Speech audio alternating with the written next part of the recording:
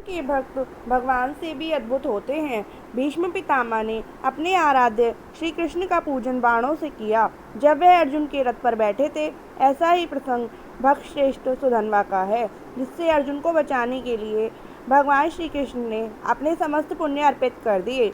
महाभारत युद्ध के बाद सम्राट युधिष्ठिर के अश्वमेध यज्ञ का घोड़ा चंपकपुरी राज्य की सीमा में पहुंचा। इस अश्व की रक्षा कर रहे थे श्री कृष्ण के भाई प्राण अर्जुन और उनके सबसे बड़े पुत्र प्रद्युम्न। विशाल पांडव और यादव सेना भी साथ में थी। चंपकपुरी बड़ा ही धर्मनिष्ठ राज्य था, जिसका प्रत्येक नागरिक एक पत्नीव्रती व भगवत भक्त था।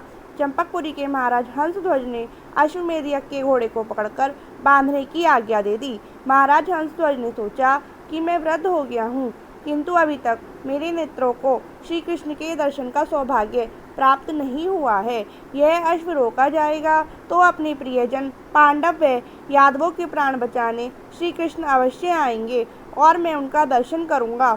राजा के गुरु थे शंख और लिखित मुनि। उन्होंने घोषणा कर दी, कल प्रातःकाल निर्धारित समय पर जो रणभूमि में नहीं पहुंचेगा उसे खोलते तेल के कढ़ाई में डाल दिया जाएगा। श्री कृष्ण के चरणों में प्राण अर्पण करने का सौभाग्य जीवन में बार बार नहीं मिलता। इसलिए राजा हंसध्वज, उनके चारों पुत्र और राज्य के समस्त युवक व वृद्धजन कवच पहनकर युद्ध भूमि में पहुंच गए।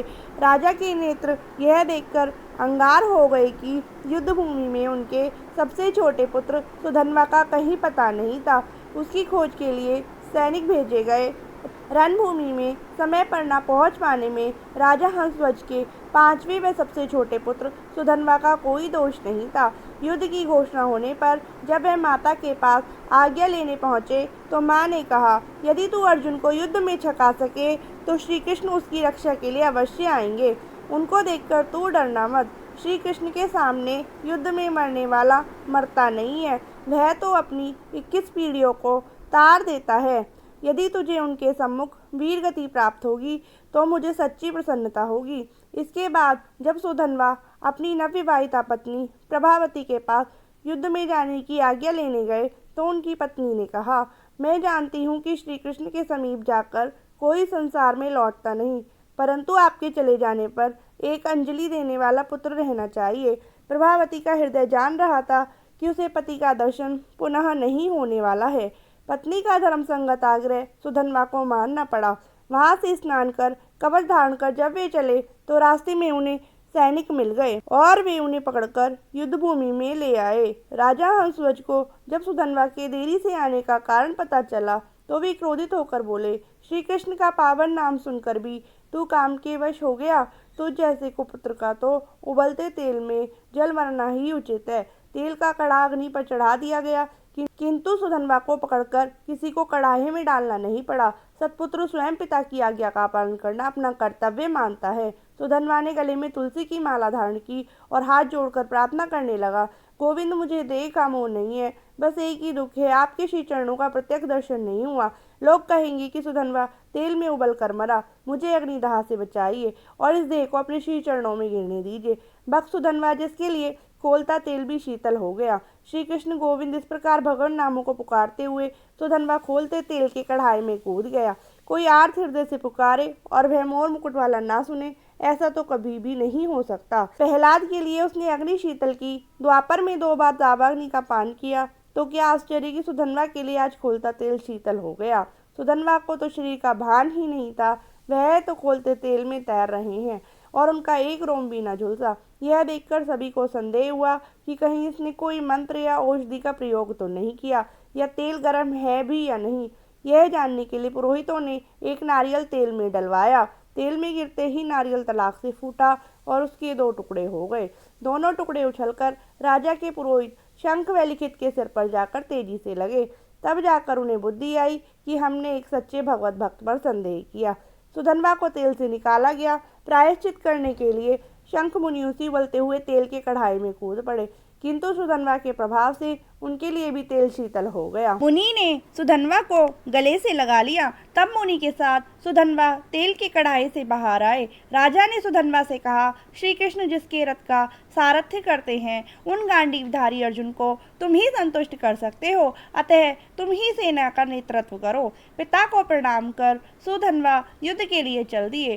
सेनापति सुधन्वा के नेतृत्व में चंपकपुरी की सेना का पांडव सेना के साथ घोर युद्ध हुआ। पांडव सेना में हाहाकार मच गया। अंत में अर्जुन को युद्ध के लिए आना पड़ा।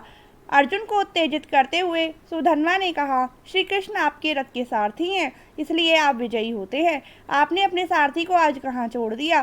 कहीं मेरे साथ युद्ध करने के कारण ही तो उन्होंने आपका साथ नहीं छोड़ दिया है। गोविंद के बिना आप मुझसे युद्ध कर सकेंगे?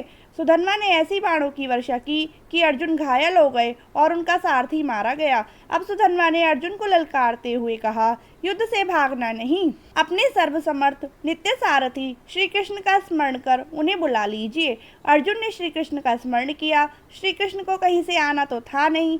वे तुरंत प्रकट हो गए और रथ की डोरी संभाल ली। सुधन्वा और अर्जुन ने उन्हें एक साथ प्रणाम किया। सुधन्वा ने अर्जुन को जिसलिए युद्ध में संत्रस्त किया था, उसका वह उद्देश्य पूरा हो गया। मोर मुकुटधारी कमल लोचन गोविंद सामने आ गए। सुधन्वा धन्य हो गया। सुधन्वा का लक्ष्य तो श्री कृष्ण के चरणों में वीर गति प्राप्त करना था। इसके लिए जानते हैं उसने क्या रणनीति बनाई?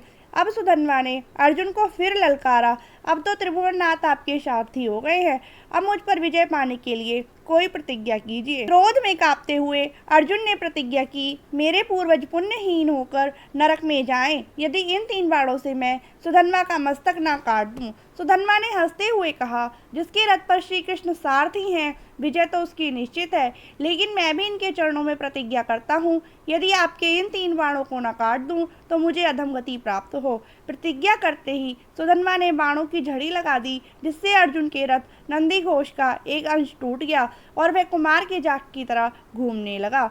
श्री कृष्ण ने अर्जुन से कहा, मुझसे पूछे बिना तुमने प्रतिज्ञा करके अच्छा नहीं किया। इस राज्य में सब एक पत्नी व्रती है। इस व्रत के प्रभाव से सुधन्वा महान है और इस विषय में हम दोनों ही कमजोर हैं। श्री कृष्ण की 16,108 रानियां व अर्जुन की 2 पत्नियां थीं। अर्जुन ने कहा, आप जब तक साथ हैं तब तक मुझ पर कोई संकट नहीं आ सकता। सुधन्वा से अर्जुन की रक्षा के लिए श्री कृष्ण ने अर्पण किए अपने पुण्य। जैसे ही अर्जुन ने पहला बाण चढ़ाया, मेरे गोवर्धन धारण का पुण्य इस बाण के साथ कहकर श्री कृष्ण ने अर्जुन के बाण को शक्ति प्रदान की, किंतु सुधन्वा ने गिरधारी प्रभु की जय कहकर बाण चला दिया और अर्जुन के पहले बाण के 2 टुकड़े कर दिए। आकाश में देवता आश्चर्य में पड़ गए। जैसे ही अर्जुन ने दूसरा बाण संधान किया, श्री कृष्ण ने कहा, मेरे अनेकानेक पुण्य मैंने इस बाण को अर्पित किए। श्री कृष्ण चंद्र की जय कहकर सुधन्वा ने दूसरा बाण चलाया और अर्जुन के दूसरे बाण को भी निष्फल कर दिया। अर्जुन के तीसरे बाण को श्री कृष्ण ने अपने राम अवतार का पूरा पुण्य दे दिया। बाण की पूंछ पर ब्रह्मा जी को और मध्य में काल को बिठाया। बाण के अग्रभाग पर स्वयं विराजमान हो गए।